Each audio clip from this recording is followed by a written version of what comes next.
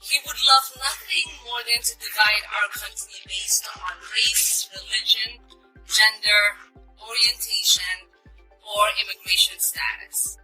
Because this is the only way he knows he can prevent the solidarity of us working together across all of our differences.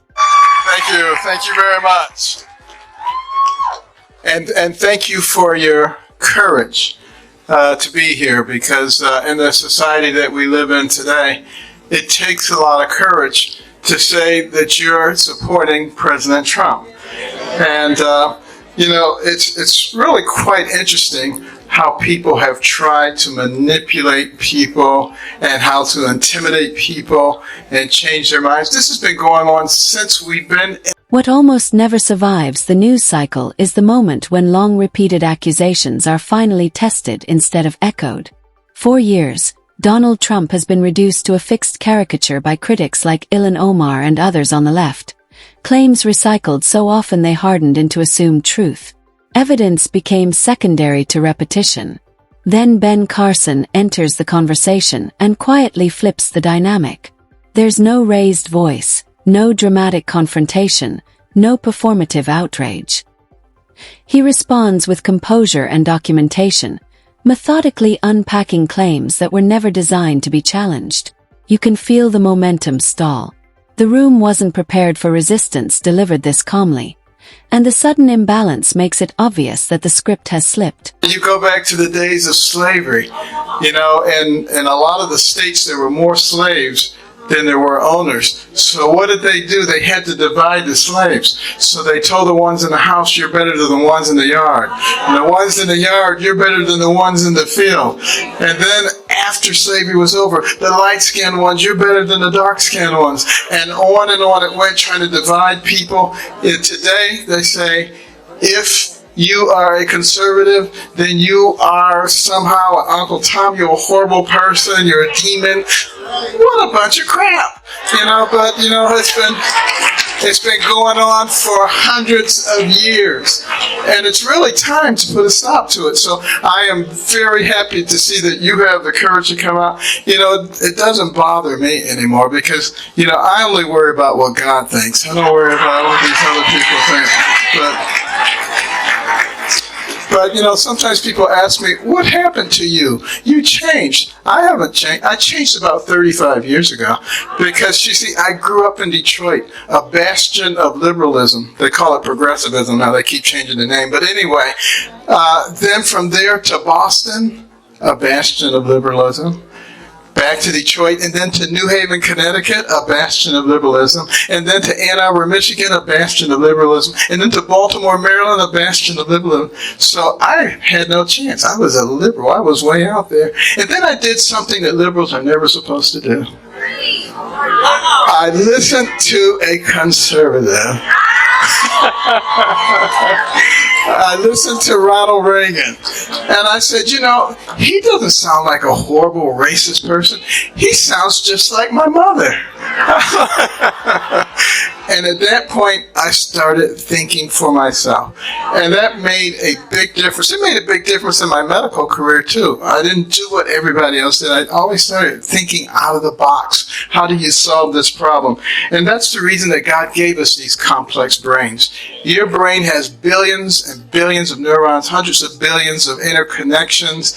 It remembers everything you've ever seen, everything you've ever heard. It can process more than 2 million bits of information in 1 second. Would God give you something like that just so that you can be a sheep and follow what somebody else tells you to do?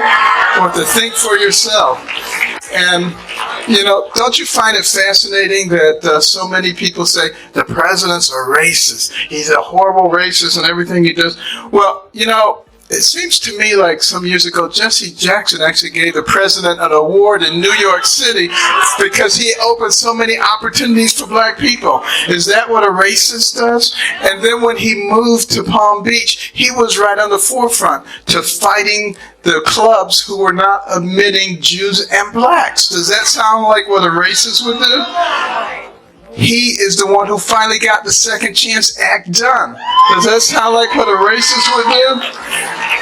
When he took office, he brought the office of HBCUs to the White House so it could get appropriate attention, more money than ever. Opportunity zones so that people could take this money and direct it to the places where people did not have opportunities before. An economy where you have the lowest unemployment rates for black people in history, and it goes on and on and on. Let me tell you something. If he's a racist, he's an awfully bad one. He needs to go get a lesson from the real racists. The people who look at somebody like you and me and they say, because your skin is a certain color, you have to think a certain way. And if you don't, there's something wrong with you. And they start calling you names. Those are the real racists. But you know, the president believes that a rising tide lifts all boats. He doesn't believe in identity politics, and that's why he's doing things that work for everybody. And we should be happy about that.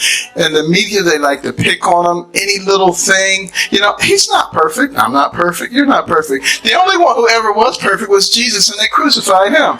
So, you know, think about this. And we need to just look at the big picture. Think about all the incredible things that are happening.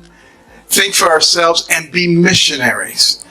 Go out and talk to your family, talk to your friends, help them to realize, because see, if all they're doing is looking at certain media, they don't even know about these things that we just talked about that he has done. And so they can perpetrate this horrible image of him being a bad person. It is absolutely not true. I work with him all the time. He's a wonderful person. He's become a good friend. You remember during the campaign when we were having a debate and I couldn't hear my name. I came out, I stood there, I was waiting to hear everybody else gleefully walk past. He was the only one who stood with me until they straightened it out. That's the kind of person that our president is. He is my friend, and he will be your friend as you get to know him. Ladies and gentlemen, the 45th president of the United States, Donald. Carson frames the moment as a test of conviction, acknowledging that challenging a dominant political storyline always comes with consequences. Division, he explains, isn't accidental. It's engineered, sustained by turning disagreement into moral failure.